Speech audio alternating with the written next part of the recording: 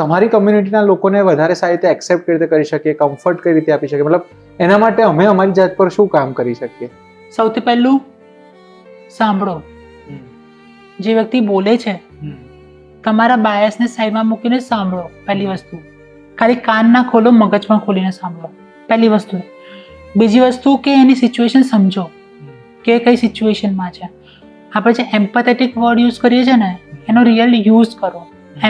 એમ્પેથેટિક બનો. સિમ્પથી ના આપો. અમને સિમ્પથી નથી જોઈતી કે આ બિચારી, હા બિચારો, શું થશે જીવનમાં. સિમ્પથી નથી જોઈતી, એમ્પથી આપો. રાઈટ? કે અમે છીએ તારી જોડે, તું ચિંતા ના કર, તું તારી માટે ફોડ, પણ તું પાછળ મોઢું ફેરવીશ ને તો કોઈ ઊભું હશે. એને સપોર્ટ કહેવાય એ વસ્તુનો.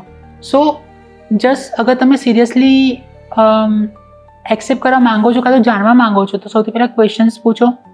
સારી રીતે ક્વેશ્ચન્સ પૂછો અને આન્સર મળે ને આન્સરને સાંભળો, સમજો અને એમ્પેથેટિક બનો. બસ આટલું જ કરવાનું છે, બીજું કંઈ જ નથી કરવાની જરૂર. તમારે ના ટર્મિનોલોજી સમજવાની છે કે લેસ્બિયન કોણ, ગે કોણ, બાયસેક્સ્યુઅલ કોણ, ટ્રાન્સજેન્ડર કોણ, ના સમજો, ઇટ્સ કમ્પ્લીટલી ઓકે. પણ એ માણસ છે એટલું સમજો બસ.